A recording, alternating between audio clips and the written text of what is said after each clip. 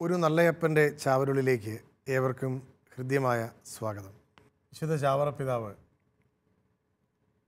നല്ല കുടുംബങ്ങളെ രൂപീകരിക്കുവാൻ വേണ്ടി 150 വർഷം മുൻപ് എഴുതി തയ്യാറാക്കിയ ചാവരുളിൽ കുടുംബം ഏറ്റവും അടിത്തറയുള്ള ഒരു അനുഭവമായി വളർത്തിക്കൊണ്ടുവരാൻ ചില ശീലങ്ങൾ ഉപേക്ഷിക്കേണ്ടത് കുടുംബജീവിതം നയിക്കുന്നവരുടെ ആവശ്യമാണ് എന്ന് സൂചിപ്പിച്ചുകൊണ്ട് എഴുതി വെച്ച ഏറ്റവും പ്രധാനപ്പെട്ട ചില കാര്യങ്ങളാണ് ഇന്നത്തെ ഈ എപ്പിസോഡിൽ നമ്മൾ ചർച്ച ചെയ്യുന്നത്. മദ്യപാനത്തെപ്പറ്റി ചാവറ പിതാവ് പറയുന്നത് എന്താണ് എന്ന് നമുക്കിന്നൊന്ന് കേൾക്കാം. മടി സർവ്വ ദുർഗുണങ്ങളുടെയും മാതാവാകുന്നു, പ്രത്യേകം മദ്യപാനത്തിൻ്റെ കാരണവുമാകുന്നു. മദ്യപാനം ലോകത്തിൻ്റെ മുമ്പാകെ എത്രയും അപമാനമുള്ളതും തമ്പുരാൻ്റെ തിരുമുമ്പിൽ എത്രയും പാപകരവുമാകുന്നു. മദ്യപാനം ഇന്ന് ഏറെ ചർച്ച ചെയ്യപ്പെടുന്ന ഒരു സാമൂഹിക സാഹചര്യമുണ്ട്. ഈ ഒരു എപ്പിസോഡ് പങ്കെടുക്കുന്നവർക്കും ഇതിൻ്റെ ശ്രോതാക്കളായിരിക്കുന്നവർക്കും മദ്യപാനം എന്ന ശീലം ഒരു കുടുംബത്തെ തകർത്ത് തരിപ്പണമാക്കുന്നതാണ് എന്ന ചാവറ പിതാവിൻ്റെ അഭിപ്രായത്തെ നിങ്ങൾക്ക് നിങ്ങളുടെ ജീവിതാനുഭവങ്ങളുടെ പശ്ചാത്തലത്തിൽ വിലയിരുത്താനുള്ള ഒരു സമയമാണിപ്പോൾ. ചാവറ പിതാവ് ഒട്ടേറെ ഉപദേശങ്ങൾ നൽകുന്ന കൂട്ടത്തിൽ തന്നെയാണ് ഈ ഒരു കാര്യവും പറഞ്ഞിരിക്കുന്നത്. കാരണം നല്ല ചാവറ പിതാവ് ഈ സന്ദേശം നൽകുന്നത് തുടക്കം ഇങ്ങനെയാണ്: ഒരു നല്ല ക്രിസ്തീയ കുടുംബം ആകാശമോക്ഷത്തിൻ്റെ സാദൃശ്യമാകുന്നു, സ്വർഗത്തിൻ്റെ സാദൃശ്യമാകുന്നു എന്ന് പറഞ്ഞുകൊണ്ടാണ് തുടങ്ങുന്നത്. ഒരു നല്ല ക്രിസ്തീയ കുടുംബം എന്നാണ് പറഞ്ഞു തുടങ്ങുന്നത്. ഈ നല്ലത് എന്ന് ചാവറ പിതാവ് വിവക്ഷിക്കുന്നത് വളരെ കൃത്യമായ മാനദണ്ഡങ്ങൾ വെച്ചുകൊണ്ടാണ്. ആ മാനദണ്ഡങ്ങൾ അദ്ദേഹം നടന്ന വഴികളിലൂടെ കണ്ട ജീവിതാനുഭവങ്ങളിലൂടെ മനസ്സിലാക്കിയതിൻ്റെ വെളിച്ചത്തിലാണ് ഇത് എഴുതുന്നത്. ഇത് അദ്ദേഹത്തിൻ്റെ ജീവിതത്തിൻ്റെ അവസാന കാലഘട്ടങ്ങൾ വന്നപ്പോഴാണ് എഴുതുന്നത്. 1868-69 കാലഘട്ടങ്ങളാണ് അദ്ദേഹം ഇത് എഴുതുന്നത്. ഈയൊരു എഴുത്ത് എഴുതുമ്പോൾ അദ്ദേഹത്തിൻ്റെ മനസ്സിൽ കൈനഗിരിയിലെ മാത്രമല്ല, കുട്ടനാടിലെ മാത്രമല്ല, അദ്ദേഹം കേരളത്തിൽ 4 ജില്ലകളിൽ മാത്രമേ ദീർഘമായി സഞ്ചരിച്ചിട്ടുള്ളൂ. ഈയൊരു പരിവർത്തനത്തിനുള്ളിൽ നിന്നുകൊണ്ട് അദ്ദേഹം ആർജിച്ചെടുത്ത ഒട്ടേറെ ജീവിതാനുഭവങ്ങൾ വിശുദ്ധ സുവിശേഷത്തിൻ്റെ അടിസ്ഥാനത്തിൽ അദ്ദേഹം എഴുതിയതാണ്. അതുകൊണ്ട് തന്നെയാണ് വളരെ കൃത്യമായി അദ്ദേഹം എഴുതിയത്. സർവ്വ ദുർഗുണങ്ങളുടെയും അടിസ്ഥാനം മടിയാണ്, അലസതയാണ്. മദ്യപാനത്തിൻ്റെ കാരണവും ഒരു പരിധിവരെ അതുതന്നെയാണ് എന്ന് അദ്ദേഹം എഴുതുകയാണ്. അപ്പോൾ എപ്പോഴാണ് ഒരാൾ മദ്യം കഴിക്കുവാൻ തീരുമാനിക്കുക? ഏത് സാഹചര്യത്തിലാണ് ഒരാൾ മദ്യപാനിയായി മാറുന്നത്? മദ്യം ഒരു കുടുംബനാഥനാണ് കഴിക്കുന്നതെങ്കിൽ അദ്ദേഹത്തിൻ്റെ ഉത്തരവാദിത്വപൂർണമായ ജീവിതം നയിക്കുവാൻ അദ്ദേഹത്തിന് പിന്നീട് കഴിയില്ല എന്ന് ചാവറ പിതാവ് വളരെ വ്യക്തമായിട്ട് പറയുന്നു. മദ്യപാനിയായ ഒരു അപ്പനെ, ഒരു ഭർത്താവിനെ മക്കൾക്കോ ഭാര്യയ്ക്കോ എങ്ങനെയാണ് ഉൾക്കൊള്ളാനാവുക എന്നുള്ളത് നമുക്ക് കൃത്യമായിട്ട് അറിയാവുന്ന കാര്യമാണ്. ഉൾക്കൊള്ളാൻ വളരെ വളരെ ബുദ്ധിമുട്ടാണ്, കഴിയില്ല എന്ന് തന്നെ നമുക്കറിയാം. ആ ഒരു സാഹചര്യത്തിലാണ് ചാവറ പിതാവ് ഈ ഒരു വാക്യം എഴുതി വയ്ക്കുന്നത്. ഉത്തരവാദിത്തമുള്ള ഭർത്താവ് എന്നുള്ളതുകൊണ്ട് ചാവറ പിതാവ് ഉദ്ദേശിക്കുന്ന ഒരു വ്യക്തമായ കാര്യമാണ്. ഒരു കാര്യം ചെയ്യുവാൻ നമുക്ക് ഒരു കാരണമുണ്ടാവും, ഇല്ലേ? ഒരു കാരണമുണ്ട്. ഈ ഒരു കാര്യം വേണ്ടെന്ന് വെക്കണമെങ്കിൽ ചെയ്യാൻ ഉദ്ദേശിച്ചതിനേക്കാൾ മൂല്യം കൂടിയ ഒരു കാരണമുണ്ടാവണം. വീട്ടിൽ സന്തോഷവും സമാധാനവും ലഭിക്കുന്നില്ലാത്ത ഭർത്താക്കന്മാർ സന്തോഷം സമാധാനം ലഭിക്കും എന്ന് കരുതിയായിരിക്കാം മദ്യപാനത്തിന് മുതിരുന്നത്. എന്നാൽ ഭാര്യയും മക്കളും അടങ്ങുന്ന തൻ്റെ കുടുംബം ആണ് തനിക്ക് എന്നും സന്തോഷം തരേണ്ടത് എന്നുള്ള അടിസ്ഥാനപരമായ തിരിച്ചറിവിൽ മദ്യത്തെ ഉപേക്ഷിക്കുന്ന ഒട്ടനവധി ആളുകളുണ്ട്. അങ്ങനെ ഒരിക്കൽ മദ്യപാനത്തിന് അടിമകളായവർ പിന്നീട് യഥാർത്ഥ സത്യം മനസ്സിലാക്കി ദൈവം തങ്ങളെ ഏൽപ്പിച്ചിരിക്കുന്നത് ഉത്തരവാദിത്തമുള്ള ഭർത്താവാകുവാനാണ്, അപ്പനാകുവാനാണ് എന്ന തിരിച്ചറിവിൽ മദ്യത്തിൽ നിന്നും പൂർണ്ണമായും മുക്തി നേടുവാൻ ആഗ്രഹിച്ച് മുക്തരായി ആയിരക്കണക്കിന് ആളുകൾ ഇന്ന് മലയാളികളുടെ ഇടയിൽ തന്നെയുണ്ട്. അങ്ങനെയുള്ള ആളുകളുടെ ഒരു പ്രതിനിധിയാണ് ഇന്ന് നമ്മോടൊപ്പം അതിഥിയായി ഈ എപ്പിസോഡിൽ എത്തിയിരിക്കുന്നത്.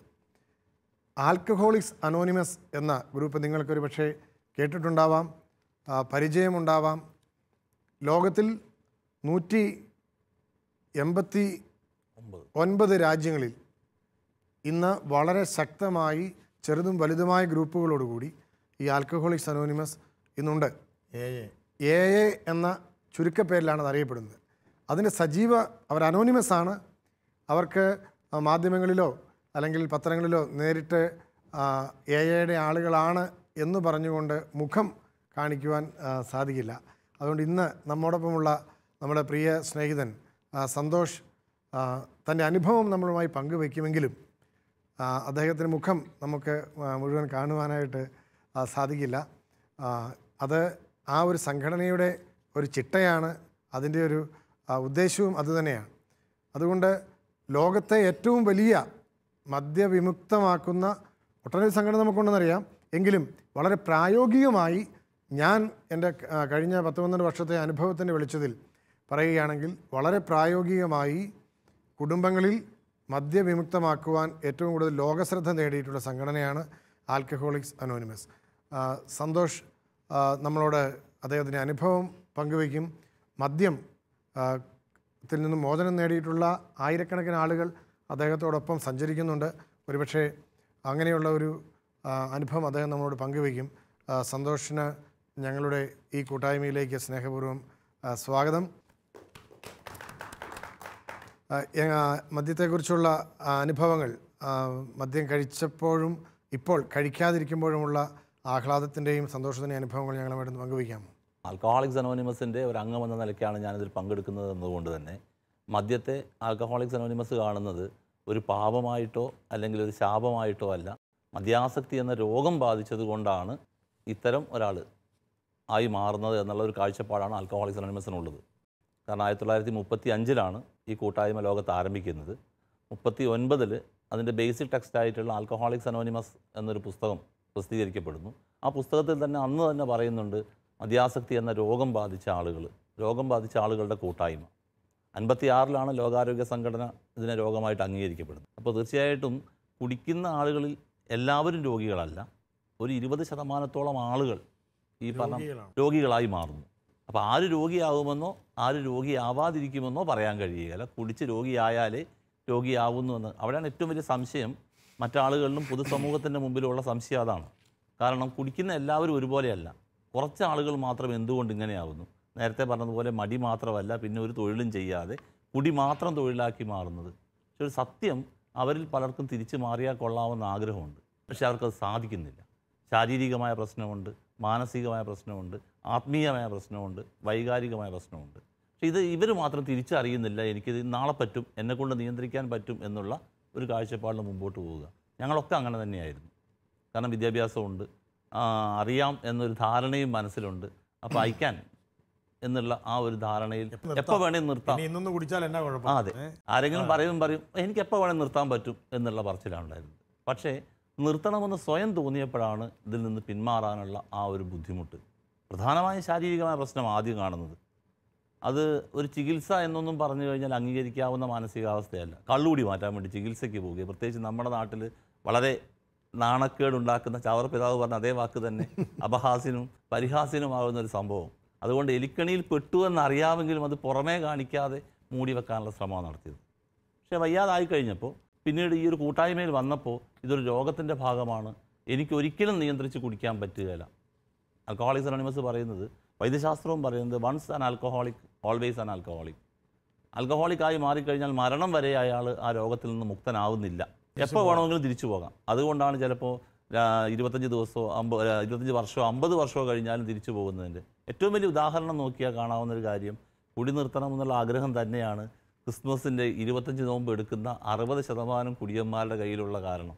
കുടി നിർത്താനുള്ള ആഗ്രഹം തന്നെയാണ്. കാരണം ആരോടും പറഞ്ഞാൽ വിശ്വസിക്കുകയില്ല, നിർത്താൻ ആഗ്രഹമുണ്ടെന്ന് പറഞ്ഞാൽ വിശ്വസിക്കുകയില്ല. സ്വയം എടുത്തു നോക്കുന്ന സ്ട്രെയിനാണത്.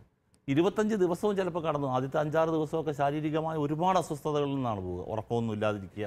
അപ്പോഴും ബാക്കിയുള്ളവർ പറയുക സ്വയം വരുത്തി വെച്ചതല്ലേ.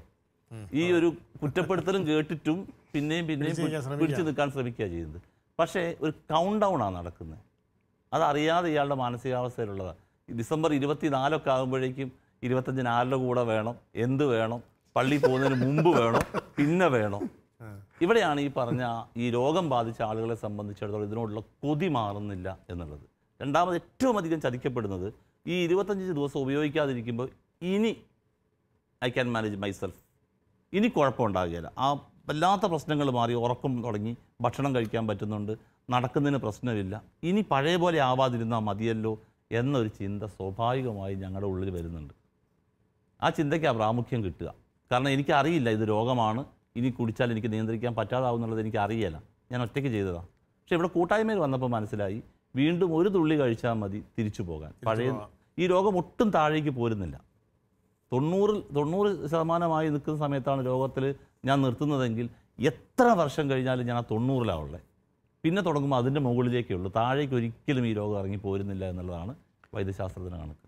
അത് വളരെ ഇൻഫോർമേറ്റീവ് ആയിട്ടുള്ള അറിവ് പകരുന്നൊരു കാര്യം കൂടിയാണ് സന്തോഷ് നമ്മളോടൊന്ന് പങ്കുവച്ചത്. എൻ്റെ അനുഭവത്തിൽ ഞാൻ ചാവറ കൾച്ചറൽ സെൻറ്ററിൽ ഇത്തരത്തിലുള്ള സുഹൃത്തുക്കൾ ആഴ്ചയിൽ 3 പ്രാവശ്യം വരെ വന്ന് ഒരുമിച്ച് മീറ്റിംഗ് കൂടാനും അവരുടെ കുടുംബത്തോടൊപ്പം ഈ ഒരു മീറ്റിങ്ങിൽ പങ്കെടുക്കാനും പ്രാർത്ഥനാപൂർവ്വം അതിൽ പങ്കുചേരുന്നതൊക്കെ ഞാൻ കണ്ടിട്ടുണ്ട്. അപ്പോൾ അവരെന്നോട് പറഞ്ഞത്, ഒരിക്കലും ഒരു സുഹൃത്തിൻ്റെ അടുത്ത് ഓടി വന്ന് പറഞ്ഞു, അച്ഛനൊന്ന് വരണം, ഞങ്ങളുടെ ഇന്ന് ബർത്ത്ഡേ ആഘോഷമാണ് എന്നാണ് പറഞ്ഞത്. ഇപ്പോൾ ബർത്ത്ഡേ ആഘോഷം ഞാൻ പറഞ്ഞു കൊള്ളാം, വരാമല്ലോ. അപ്പോൾ എത്രാമത്തെയാണ്? എൻ്റെ 1ാമത്തെ ബർത്ത്ഡേ ആണ്. അപ്പോൾ ഞാൻ നോക്കിയപ്പോൾ ആൾ 30-35-40 വയസ്സുള്ള ആളാണ്, പക്ഷെ 1ാമത്തെ പിറന്നാൾ ആഘോഷിക്കുകയാണ്. അപ്പോൾ 1ാമത്തെ പിറന്നാൾ ഞാൻ ചെന്നാണ്, അപ്പോൾ ഞാൻ മദ്യപാനത്തിൽ നിന്നും പൂർണ്ണമായിട്ടും മുക്തനായിട്ട് 1 വർഷം പൂർത്തിയാവുകയാണ്. അപ്പോൾ ഇവർ ഓരോ ദിവസവുമാണ് ഞാൻ ഒരു വർഷത്തേക്ക് കുടിക്കില്ല എന്നല്ല പറയുക, ഇന്ന് മദ്യത്തിൽ നിന്നും മോചിതനാകാൻ അനുഗ്രഹിക്കണേ എന്നാണ് അവർ വിശ്വസിക്കുന്ന ദൈവത്തോട് അവർ പ്രാർത്ഥിക്കുന്നത്. അത്തരത്തിലൊരു പ്രാർത്ഥന ഇല്ലേ സന്തോഷം? നിങ്ങൾ എന്താണ് ആ പ്രാർത്ഥന? ദൈവമേ, മാറ്റുവാൻ പറ്റാത്തവയെ സ്വീകരിക്കുവാനുള്ള പ്രശാന്ത മനസ്ഥിതിയും മാറ്റുവാൻ പറ്റുന്നവയെ മാറ്റുവാനുള്ള ധൈര്യവും ഇവയെ തമ്മിൽ വേർതിരിച്ചറിയാനുള്ള വിവേകവും ഞങ്ങൾക്ക് നൽകണമേ. ഒരു അനോണിമസ് പ്രയറാണ് സംഭവം. അത് എയുടെ പ്രാർത്ഥനയല്ല, അതും സ്വീകരിച്ചതാണ്. അതെ, ഒരു പ്രീസ്റ്റ് എഴുതിയ ഒരു പ്രാർത്ഥനയാണിത്. ഇതിന് ഒരു ലോങ് ഫോം ഉണ്ട്, സെർണിറ്റി പ്രയർ എന്ന പേരിൽ ഇതിന് ലോങ് ഫോം ഉണ്ട്. അതിൻ്റെ ഈ ഭാഗത്തേക്ക് സ്വീകരിച്ചു എന്ന് മാത്രമേ ഉള്ളൂ. അത് എക്ക് പറ്റിയൊരു പ്രാർത്ഥനയാണ്. തീർച്ചയായിട്ടും ഞങ്ങളിപ്പോൾ ശ്രമിക്കുന്നത്, ഞങ്ങളൊരു കാലത്ത് കുടി നിർത്താൻ പറ്റും എന്ന് വിചാരിച്ചുകൊണ്ട് അതിനുവേണ്ടി ശ്രമിച്ച് കടിച്ച് പറ്റുപോവുക ചെയ്തത്. പക്ഷേ ഇപ്പം ഞങ്ങൾക്കത് പറ്റുകയില്ല, ഞങ്ങളതിന് ശക്തരല്ല. അപ്പോൾ അതുവരെ ശക്തനാണെന്ന് ധരിച്ചോടത്തുനിന്ന് ഇപ്പം ഞങ്ങൾ മദ്യത്തിൻ്റെ മുമ്പിൽ ശക്തനല്ല എന്ന് സമ്മതിക്കാൻ തുടങ്ങിയപ്പോൾ ഞങ്ങൾക്ക് മാറി നിൽക്കാൻ പറ്റി. രണ്ടാമത് കിട്ടിയൊരു ഗുണം, എയിൽ നിന്ന് കിട്ടിയൊരു ഗുണം എന്താണെന്ന് ചോദിച്ചാൽ, കുടി നിർത്താനാണ് എയിൽ വന്നതെങ്കിലും ഇവിടെ വന്നു കഴിഞ്ഞപ്പോൾ കുടി നിൽക്കണമെങ്കിൽ മറ്റു പല കാര്യങ്ങളിലും മാറ്റങ്ങൾ വരണമെന്ന് തിരിച്ചറിയാൻ തുടങ്ങി. അവിടെയാണ് നമ്മളിപ്പോൾ ഇന്ന് രാവിലെ ഇപ്പോൾ ഈ വായിച്ച ഈ ഭാഗത്തിൻ്റെ ആദ്യത്തെ വാക്ക് മടി എന്നുള്ള ആ ഒരു പദം സാറ് അനുഭവത്തിൽ നിന്ന് വ്യാഖ്യാനിക്കുന്ന ഒരു സമയം ഇതാണ്. അതായത് മദ്യപാനം എന്ന് പറയുന്ന ശീലമോ രോഗമോ 2 രീതിയിൽ അതിനെ വ്യാഖ്യാനിക്കാം. അതിനടിമയായിരിക്കുന്ന വ്യക്തിയെ സംബന്ധിച്ചാണ് ഈ 2 വ്യാഖ്യാനങ്ങൾക്കും പ്രസക്തിയുള്ളൂ. ഇതിൻ്റെ ദുരിതം അനുഭവിക്കുന്ന അരികിലുള്ളവരെ സംബന്ധിച്ച് അല്ലെങ്കിൽ കൂടെയുള്ളവരെ സംബന്ധിച്ച് ഇതെന്നും ദുരിതം തന്നെയാണ്. രോഗമാണെങ്കിലും ശീലമാണെങ്കിലും ദുരിതം തന്നെയാണ് മദ്യപാനം. കൂടെ ആർക്കും ജീവിക്കാൻ പറ്റില്ല. സഹിച്ച് മടുക്കുക എന്നുള്ളതല്ലാതെ വേറെ ഒന്നും ചെയ്യാൻ പറ്റുന്നില്ല. ചുമക്കുക, അല്ലാണ്ട് എന്താ? അങ്ങനെയാണ് നിരവധി പേരോട് പറയുന്നത്, എന്ത് ചെയ്യാൻ പാദം ചുമക്കുക, അല്ലാണ്ട് തന്നെ എന്ത് ചെയ്യുക എന്ന് പറയുന്ന ഒരു സാഹചര്യത്തിലാണ് അരികിലുള്ളവർ. അപ്പോൾ മദ്യപാനം നിർത്തണം എങ്കിൽ അതിനോടനുബന്ധമായിട്ടുള്ള ചില ശീലങ്ങൾ കൂടി നിർത്തണം എന്ന് പറയുമ്പോൾ, ഒരു മദ്യപാനിക്ക് മദ്യപാനത്തിലേക്ക് അയാൾ എത്തിപ്പെട്ട ഈ ചുവടുകൾ എന്ന് പറയുന്നത് റോബി അച്ഛൻ ആദ്യം സൂചിപ്പിച്ചതുപോലെ സ്വന്തം ഉത്തരവാദിത്വത്തിൽ നിന്ന് ഒഴിഞ്ഞു മാറുന്നതിന് അയാളെ തന്നെ നീതീകരിക്കുന്ന ചില ദുശീലങ്ങളാണ്. അയാളെ തന്നെ നീതീകരിക്കുകയാണ്. ശീലങ്ങളാണ് അത്, പിന്നെ ദുശീലങ്ങളായി മാറുന്നു. അയാൾക്ക് ശീലമാണ്, പക്ഷേ ഒരു ഉത്തരവാദിത്വത്തോടു കൂടി കുറേ പേരുടെ ഉത്തരവാദിത്വം കൂടി ഏറ്റെടുത്ത് ജീവിക്കുന്ന ഒരു കുടുംബനാഥനെ സംബന്ധിച്ചിടത്തോളം മറ്റുള്ളവർക്ക് അത് കൂടെ ജീവിക്കാൻ സഹായകരമാകുന്നില്ലെങ്കിൽ ദുശീലവുമാണ്. അപ്പം അത്തരത്തിലുള്ള ഒരു പ്രധാനപ്പെട്ട ഒരു ചിന്തയിലേക്കാണ് സാറിപ്പോൾ വന്നത്. എന്തൊക്കെ സാറിൻ്റെ വ്യക്തിപരമായ അനുഭവത്തിൽ നിന്ന് ചോദിക്കുന്നു എന്ന് വിചാരിക്കേണ്ട. എയിലെ സാറിൻ്റെ സഹപ്രവർത്തകരോടൊപ്പമുള്ള സഹജീവനത്തിൽ നിന്ന് സാറ് സ്വരൂപിച്ചിട്ടുള്ള ചിന്തകളായിട്ട് പങ്കുവെച്ചാൽ മതി. എന്തൊക്കെയാണ് ഒരു മദ്യപാനത്തിലേക്ക് ഒരു വ്യക്തിയെ നയിക്കുമ്പോൾ അയാളിൽ രൂപപ്പെടുന്ന ദുശീലം എന്നുള്ള വാക്ക് ഞാൻ ഉപയോഗിക്കുമ്പോൾ ക്ഷമിക്കുക, ദുശീലങ്ങൾ അല്ലെങ്കിൽ അയാളിൽ നഷ്ടപ്പെടുന്ന നല്ല ശീലങ്ങൾ എന്തൊക്കെയാണ് സാറിൻ്റെ അഭിപ്രായം? അതായത് ഈ മദ്യാസക്തനായി മാറിക്കഴിയുമ്പോൾ ഞങ്ങൾ ഉപയോഗിക്കുന്ന വാക്ക് മദ്യാസക്തൻ എന്ന വാക്ക് തന്നെയാണ്. ആസക്തൻ എന്നുള്ള വാക്ക് തന്നെ. മദ്യപാനിയും മദ്യാസക്തനും രണ്ടും വ്യത്യസ്തമാണ്. ഓഹോ. വളരെ മാന്യമായിട്ട് എല്ലാ ഉത്തരവാദിത്തങ്ങളും ചെയ്തുകൊണ്ട് ചിലപ്പോൾ അല്പം മദ്യപിച്ചിട്ട് ജീവിക്കുന്ന എത്രയോ ആളുകളുണ്ട്. വളരെ മാന്യമായിട്ട് ഒരു ഉത്തരവാദിത്തങ്ങൾക്കും പ്രശ്നമില്ലാതെ, മറ്റൊരാൾക്കും ബുദ്ധിമുട്ടില്ലാതെ ദിവസം അയാൾക്ക് ആവശ്യമുള്ള അളവ് അയാൾ ഉപയോഗിച്ചിട്ട് അയാൾ പോകുന്ന എത്രയോ ആളുകളുണ്ട്. പക്ഷേ മദ്യാസക്തനെ സംബന്ധിച്ചിടത്തോളം ആഗ്രഹമുണ്ട് അതുപോലെ ആകണമെന്ന്, പക്ഷേ ആകാൻ കഴിയില്ല. തുടങ്ങുന്നത് അങ്ങനെ ആകണമെന്ന് ആഗ്രഹിച്ചിട്ടാണ്, അവസാനിക്കുന്നത് എങ്ങനെയാണെന്ന് അയാൾക്ക് പോലും അറിയാൻ കഴിയില്ല. കാരണം തുടങ്ങാതിരിക്കുക മാത്രമേ മാർഗമുള്ളൂ. മദ്യാസക്തനെ സംബന്ധിച്ചിടത്തോളം ഒരു കവിൾ ധാരാളമാണ്, 1000 കവിളും മതിയാകുകയില്ല. ഇതാണ് അതിൻ്റെ ഡിഫറൻസ് പറയുന്നത്. ഒരു കവിള് തന്നെ ധാരാളമാണ്, പക്ഷേ 1000 കവിള് കുടിച്ചാൽ ഇയാൾക്ക് മതിയാവില്ല. അതാണ് ഈ ആസക്തിയുടെ ഒരു പ്രശ്നമായിട്ട് പറയുന്നത്. അപ്പോൾ തീർച്ചയായിട്ടും ഇവിടെ എയിൽ വന്നു കഴിയുമ്പോൾ, കൂട്ടായ്മയിൽ വന്നു കഴിയുമ്പോൾ ഞാൻ നേരത്തെ പറഞ്ഞ പോലെ ഇതൊരു മാനസികവും ആത്മീയവുമായ രോഗം കൂടിയാണെന്ന് മനസ്സിലാവുന്നുണ്ട്. നഷ്ടപ്പെട്ടു പോയതെല്ലാം ബന്ധങ്ങളിലാണ് നഷ്ടപ്പെട്ടു പോയത്, വിശ്വാസങ്ങളിലാണ് നഷ്ടപ്പെട്ടു പോയത്.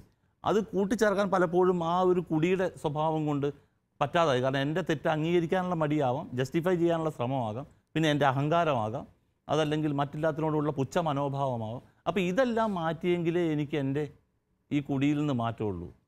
ഞാൻ നേരത്തെ പറഞ്ഞ ബേസിക് ടെക്സ്റ്റിൽ ഉപയോഗിക്കുന്ന ഒരു വാക്കുണ്ട്, ദൈവം ഞങ്ങളുടെ ഈ കുടി ഞങ്ങളിൽ നിന്ന് എടുത്തു മാറ്റപ്പെട്ടു എന്ന വാക്കാണ് ഉപയോഗിക്കുന്നത്. ഞങ്ങൾ നിർത്തി എന്ന വാക്കല്ല, ദൈവം എടുത്തു മാറ്റപ്പെട്ടു. ഈ എടുത്തു മാറ്റപ്പെട്ടത് ഞങ്ങൾ ഈ മാറ്റങ്ങളിലേക്ക് വന്നപ്പോഴാണ്. ഈ തരത്തിൽ കാര്യങ്ങളെ കാണാൻ തുടങ്ങിയപ്പോൾ ഞങ്ങളല്ല, ദൈവം എടുത്തു മാറ്റപ്പെട്ടു. ആൽക്കഹോളിക്സ് അനോണിമസ് പൂർണ്ണമായിട്ടും ഈ പറയുന്ന ഒരു സ്വതന്ത്രമായ ദൈവസങ്കല്പമാണ് ആൽക്കഹോളിക്സ് അനോണിമസിനുള്ളത്. ഒരു മതപരമായ ദൈവത്തെയും ആൽക്കഹോളിക്സ് അനോണിമസ് ഉയർത്തി കാണിക്കുന്നില്ല. പക്ഷേ ഞങ്ങളെക്കാൾ വലിയൊരു ഹയർ പവർ എന്ന വാക്ക് ഉപയോഗിക്കുന്നുണ്ട്. ദൈവം എന്ന് ഉപയോഗിക്കുന്നിടത്തൊക്കെ ലിറ്ററേച്ചറിൽ ഉപയോഗിക്കുന്നത് ഗോഡ് ആസ് വി അണ്ടർസ്റ്റുഡ് എന്നൊരു വാക്ക്, ഞങ്ങൾ മനസ്സിലാക്കുന്ന ദൈവം. കാരണം ഓരോരുത്തരും ഓരോ വ്യത്യസ്ത മതവിഭാഗങ്ങളിലുള്ള ആളുകളാണ് അല്ലേ? എന്തുവാകാം. ക്രൈസ്തവരെ സംബന്ധിച്ചിടത്തോളം ഉള്ള ദൈവസങ്കല്പമല്ല മറ്റു മതങ്ങളെ സംബന്ധിച്ചിടത്തോളം. തീർച്ചയായിട്ടും അങ്ങനെ അത് ചെയ്യാൻ പറ്റുകയുള്ളൂ. പക്ഷേ എല്ലാ മതത്തിന്റെ വിശ്വാസങ്ങളെയും അംഗീകരിക്കുന്നുണ്ട്, എതിർക്കുന്നില്ല. കാരണം പിന്നെ ഈ ഒരു ശീലത്തെ അല്ലെങ്കിൽ ഈ ഒരു ദുശീലത്തെ സംബന്ധിച്ചിടത്തോളം അയാൾ മനുഷ്യനാണെന്നുള്ളതാണ് അതിന്റെ കാരണം. അപ്പൊ ആർക്കും ഇതിലൂടെ രക്ഷപ്പെടാനുള്ള ഒരു പഴുത് അടഞ്ഞു പോകരുത് എന്നുള്ളത് കൊണ്ടാണ് ഒന്നിനും നിർബന്ധം വെക്കാത്തത്. എനിക്ക് തോന്നുന്നു നമ്മൾ ഇന്ന് ഇപ്പം ഇത്രയും വിശാലമായിട്ടുള്ളൊരു വിവരണം തുടക്കത്തിൽ തന്നെ കേട്ടത് വളരെ ഗുണകരമായിട്ട് എനിക്ക് തോന്നി. സന്തോഷത്തെ വളരെ ഭംഗിയായിട്ട് അവതരിപ്പിച്ചു. എന്താണ് സാറിന് ഇതിനെക്കുറിച്ച് തോന്നുന്നത്? മദ്യപാനത്തെക്കുറിച്ച് എന്താണ് ഇതിനെക്കുറിച്ച് പറയാനുള്ളത്? മദ്യപാനം നല്ലതാണെന്ന് തോന്നുന്നുണ്ടോ, അതോ അത് ഗുണകരമായിട്ട് ചെയ്യാനെന്നാണോ നല്ലത്? കുടുംബത്തിന് അതെങ്ങനെ ബാധിക്കുന്നു എന്ന് പറയാമോ? കൂലിപ്പണിയെടുത്തൊക്കെ ജീവിക്കുന്ന ആൾക്കാർ പണിയൊക്കെ കഴിഞ്ഞ് വന്ന് ഒരു ക്ഷീണം മാറ്റാൻ വേണ്ടി കുടിക്കുകയും സുഖമായ ഒരു ഉറക്കം കിട്ടുകയും പിറ്റേ ദിവസം പണിക്ക് പോകാൻ ഒരു ഉന്മേഷമൊക്കെ കിട്ടുന്ന രീതിയിലൊക്കെ കുടിക്കുന്നത് കൊണ്ട് വലിയ കുഴപ്പമൊന്നുമില്ലെന്നൊക്കെയാണ് എനിക്ക് പറയാനുള്ളത്. ഞാനങ്ങനെയായിരുന്നു ആദ്യമൊക്കെ അങ്ങനെയായിരുന്നു. അതായത് ക്ഷീണം മാറുന്നു. അപ്പോൾ ഞാൻ ആദ്യം പറഞ്ഞൊരു കാര്യമുണ്ടല്ലോ, അതായത് ഒരു ഉത്തരവാദിത്തപ്പെട്ട അപ്പൻ എന്ന നിലയിൽ, നമ്മൾ ഒരു ഭർത്താവ് എന്ന നിലയിൽ ചിന്തിക്കുമ്പം നമ്മളുടെ മാത്രം ഒരു ആഹ്ലാദവും ഉന്മേഷവും സന്തോഷവും മാത്രമല്ല നമ്മൾക്ക് നോക്കേണ്ടത്. കാരണം ഒരു കുടുംബം ദൈവം നമ്മളെ ഏൽപ്പിച്ചിട്ടുണ്ട്, അല്ലെങ്കിൽ ആ പണിക്ക് പോകാൻ പാടില്ലായിരുന്നു. അപ്പോൾ ദൈവം നമ്മളെ ഒരു ഉത്തരവാദിത്വപൂർണ്ണമായി ഏൽപ്പിച്ചിരിക്കുന്ന ഒരു ഭാര്യ, അല്ല 1, 2, 3, 4, 5 മക്കൾ. കഴിഞ്ഞൊരു എപ്പിസോഡ് ഞങ്ങൾ 15 മക്കൾ വരെയുള്ള കുടുംബങ്ങളുടെ ആളുകൾ ഞങ്ങളോടൊപ്പം ഉണ്ടായിരുന്നു. അപ്പോൾ തന്നെ 13 മക്കൾ. എത്ര മക്കളുണ്ട്? 13 മക്കൾ ഉള്ള ആളുകൾ വരെ കൂടെ ഇരിപ്പുണ്ട്. ഞാനത് പറയുന്നത്, അങ്ങനെ ഉള്ള മക്കളുടെ മാതാപിതാക്കൾ, അല്ലെങ്കിൽ 1, 2 മക്കളാണെങ്കിലും എത്ര മക്കളാണെങ്കിലും, ആ അപ്പൻ എന്ന രീതിയിലുള്ള ഉത്തരവാദിത്വം എന്ന് പറയുന്നത് മക്കളുടെയും ഭാര്യയുടെയും സന്തോഷത്തിൻ്റെ കാരണം അപ്പനാണ്. അപ്പൻ്റെ കണ്ണ് ചുമക്കുന്നുണ്ടോ, മുഖം കറക്കുന്നുണ്ടോ എന്ന് സൂക്ഷ്മമായി നോക്കി അതിനനുസരിച്ച് സന്തോഷവും സമാധാനവും ഉണ്ടാക്കിയെടുക്കുന്ന കുടുംബങ്ങളാണ് കേരളത്തിൽ 90%. അപ്പൻ എങ്ങനെയാണ്? അതുകൊണ്ട് അപ്പന് ഉന്മേഷം ഉണ്ടാകണം, അപ്പന് സന്തോഷം ഉണ്ടാകണം, അപ്പന് ജോലി ചെയ്യാൻ ഊർജ്ജമുണ്ടാകണം എന്ന് കരുതി അപ്പൻ കുടിച്ചാൽ മറ്റുള്ളവരുടെ കാര്യം എന്താകും എന്നാണ് ചോദിക്കുന്നത്. എന്തു പറയണു ഈ കാര്യത്തിൽ? എൻ്റെ പേര് ബിജു, ഞാൻ കേളത്തുവലിൽ നിന്ന് വരുന്നു. ഈ ഒരു കാര്യത്തിൽ പറയാൻ അത്രമാത്രം എൻ്റെ അടുത്ത് അറിവുകളില്ല. എന്നാലും ആ ഒരു സിറ്റുവേഷൻ വെച്ച് പറയുമ്പോൾ ആ കുടുംബനാഥൻ സ്വാർത്ഥനാണെന്ന് തന്നെ പറയണം. എന്നിരുന്നാലും പുള്ളിയുടെ അധ്വാനത്തിൻ്റെ ക്ഷീണം മാറ്റാനാണ് മദ്യം ഉപയോഗിച്ചത്. പക്ഷേ ആ ഒരു അവസ്ഥയിൽ നേരത്തെ പറഞ്ഞതുപോലെ മദ്യാസക്തൻ ആകുന്നില്ല. മദ്യാസക്തനായ ഒരാളുടെ അവസ്ഥയാണ് ഇപ്പോൾ ഫാദർ പറഞ്ഞത്. മദ്യാസക്തനായാലാണ് വീട്ടിലെ കാര്യങ്ങൾ അന്വേഷിക്കാതെയും അതുപോലെ തന്നെ കുടുംബത്തിൻ്റെ ഉത്തരവാദിത്തങ്ങൾ നിറവേറ്റാതെയും പോകുന്ന ഒരു അവസ്ഥ വരുന്നത്. ആകില്ല എന്ന് നമുക്ക് ആർക്കും ഉറപ്പ് പറയാൻ പറ്റില്ല. മദ്യപിക്കുന്ന ഒരാൾ എന്താ പറയുക, തൻ്റെ ഉത്തരവാദിത്തങ്ങൾ നിറവേറ്റാതെ പോകുന്ന ഒരു അവസ്ഥ വരുന്നത് മദ്യാസക്തി രോഗിയായതിനു ശേഷമാണ്. അത് ഏത് സമയത്ത് നിറവേറ്റുന്ന ഒരുപാട് ആളുകളുണ്ട്, സമൂഹത്തിൽ ഒരുപാട് പേരുണ്ട് നിറവേറ്റുന്നവർ. മദ്യപിക്കുന്നു, പക്ഷേ അത് ഒരു പ്രശ്നമല്ലാത്ത രീതിയിൽ കൊണ്ടുപോകുന്ന ഒരുപാട് പേരുണ്ട്. പക്ഷേ മദ്യാസക്തി രോഗി ആയാൽ ആ ഒരവസ്ഥയിൽ അദ്ദേഹത്തിൻ്റെ അവസ്ഥ വളരെ വ്യത്യസ്തമായ രീതിയിലേക്ക് മാറിപ്പോകുന്നുണ്ട്. ഈ മദ്യാസക്തൻ എന്നുള്ള അല്ലെങ്കിൽ ആ ഒരു രോഗം ആയി കഴിഞ്ഞു എന്ന് നിർണയിക്കുന്നത് ആരാണ്? ഈ ദുരിതം അനുഭവിക്കുന്നവരുടെ അസഹനീയതയാണോ അത് നിർണയിക്കാനുള്ള മാനദണ്ഡം? പലപ്പോഴും അത് തിരിച്ചറിയാൻ വൈകുന്നു എന്നുള്ളതാണ്. ഞാനൊരു മദ്യാസക്ത രോഗിയാണോ എന്നുള്ളത് തിരിച്ചറിയുന്നത് പല ട്രീറ്റ്മെൻറ്റ് സെൻ്ററുകളിലൊക്കെ എത്തുന്ന സമയത്തായിരിക്കാം. അതല്ല, കൂടെ താമസിക്കുന്ന ആൾക്കാണ് അറിയാൻ കഴിയുക എൻ്റെ ജീവിത പങ്കാളി അയാൾ ഇതുവരെ ചെയ്തുകൊണ്ടിരുന്ന കുടുംബത്തോടുള്ള അല്ലെങ്കിൽ എന്നോടുള്ള ഉത്തരവാദിത്വത്തിൽ നിന്ന് എങ്ങനെയാണ് വ്യതിചലിച്ചുകൊണ്ടിരിക്കുന്നത്, എത്രമാത്രം അശ്രദ്ധ അതിനകത്ത് വരുത്തുന്നു, അല്ലെങ്കിൽ കുടുംബത്തിൻ്റെ കാര്യത്തിൽ ഇടപെടുന്നതിലുള്ള അദ്ദേഹത്തിൻ്റെ വിമുഖത എത്രമാത്രം ഏറിയിരിക്കുന്നു.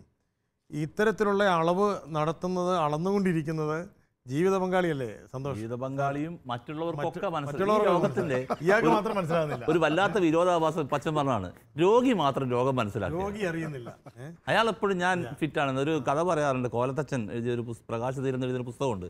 അതിൽ പറയുന്നത് ഒരു കാറ്റും കോടും പെട്ട കടലിൽ നടുക്കടലിൽ പെട്ട് കപ്പൽ പൊളിഞ്ഞു പോവുക, അതിൻ്റെ നടുക്ക് ഒരു മുറിക്കകത്ത് വാതിലടച്ച് എനിക്കൊരു കുഴപ്പമില്ല എന്ന് പറഞ്ഞിരിക്കുന്ന ഒരാൾക്ക് തുല്യമാണ് ഒരു മദ്യാസക്ത രോഗി എന്നാണ് അച്ഛൻ പറഞ്ഞത്. വളരെ രസകരമായ ചോദ്യം സാധനം. കാരണം എല്ലാം തകർന്നു പോകുമ്പോഴും ഇല്ല രക്ഷപ്പെടാൻ പറ്റുമെന്നിങ്ങനെ മിഥ്യാധാരണയോടുകൂടി പോവുക ചെയ്യും. രോഗം അംഗീകരിക്കാത്ത രോഗി മാത്രം.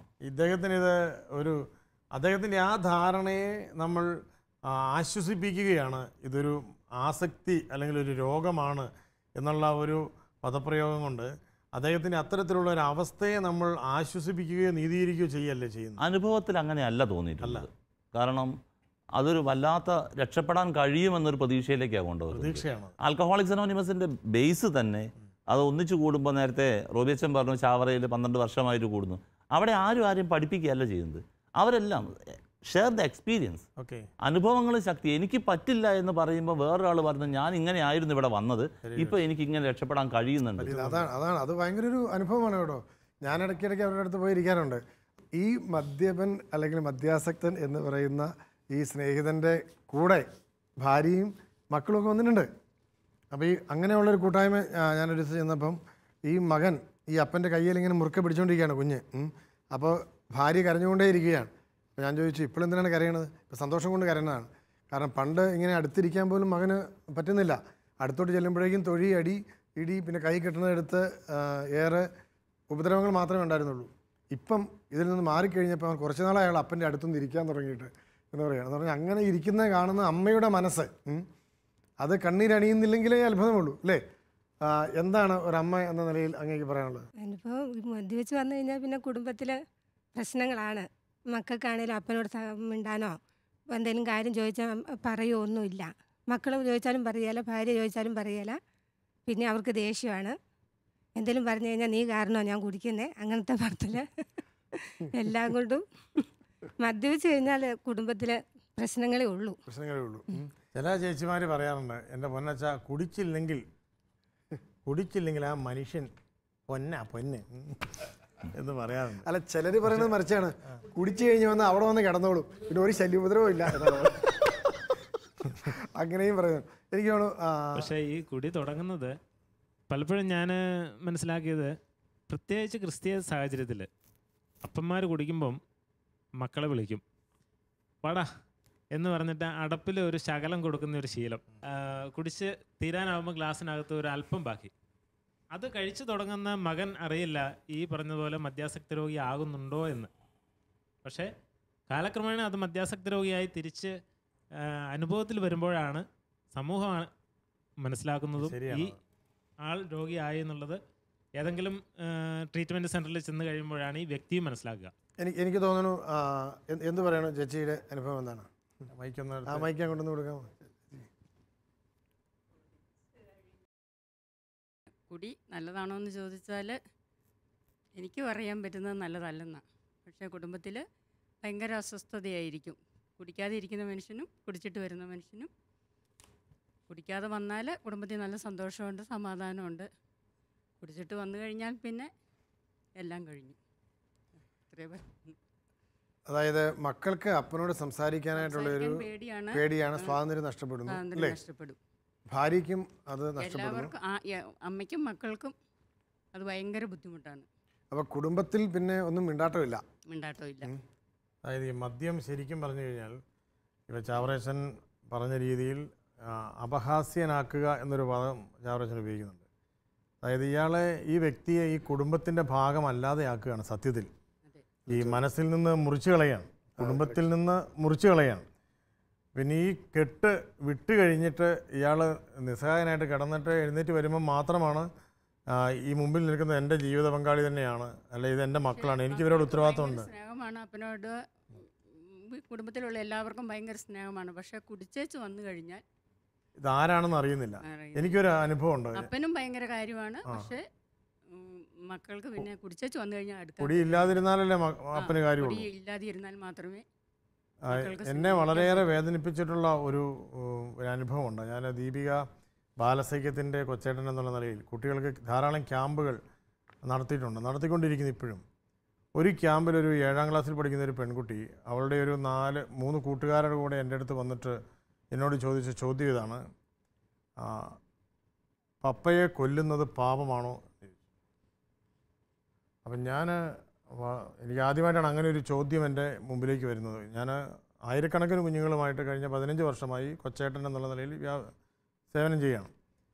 ഞാൻ അവളോട് ആദ്യം പറഞ്ഞു, വായടയ്ക്ക് മോളെ, അങ്ങനെയുള്ള പദം പോലും നീ ഉപയോഗിക്കരുത്. അപ്പോൾ ഇവളെടുത്ത വായിക്ക് എന്നോട് പറയാം, അതച്ഛൻ പള്ളിയിൽ പോയി പറഞ്ഞാൽ മതി. അപ്പോൾ എന്നിട്ട് ഇവളുടെ കൂട്ടുകാരികൾ ഇവളെ സപ്പോർട്ട് ചെയ്യാണ്. എന്നിട്ട് അവർ പറയാണ്, കൊച്ചേട്ടനെ ഒന്ന് കേട്ട് നോക്കിയേ, അവൾ പറയുന്നത് എന്തുകൊണ്ടാണ് ഇവൾ പറയുന്നതെന്ന് കൊച്ചേട്ടൻ കേൾക്ക്, അന്നേരം കൊച്ചേട്ടൻ തന്നെ കത്തിയെടുത്ത് കൊടുക്കും എന്ന് പറഞ്ഞു. അപ്പം ഞാൻ പറയുന്നതിന് കാത്തു നിൽക്കാതെ ഈ കൊച്ചെന്നോട് പറയുകയാണ്, അച്ഛനിത് പറയും, ഇന്ന് എൻ്റെ പപ്പ ഇന്ന് വൈകിട്ട്, ഇന്ന് ക്യാമ്പ് കഴിഞ്ഞ് ഞാൻ വീട്ടിലോട്ട് ചെല്ലുക, ഇന്ന് വൈകിട്ട് കള്ളു കുടിച്ചിട്ട് 4 കാലേ കയറി വന്നിട്ട് അമ്മയാരാണ്, പെങ്ങളാരാണ്, മകളാരാണെന്ന് തിരിച്ചറിയാതെ എൻ്റെ കട്ടിലോട്ട് ഇന്നും കയറിയാൽ അരിയാൻ വേണ്ടി ഞാൻ അരിവാൾ തലയണയുടെ കീഴിൽ ഒളിപ്പിച്ച് വെച്ചിട്ടാണ് ഞാൻ ക്യാമ്പിന് വന്നിരിക്കുന്നത്.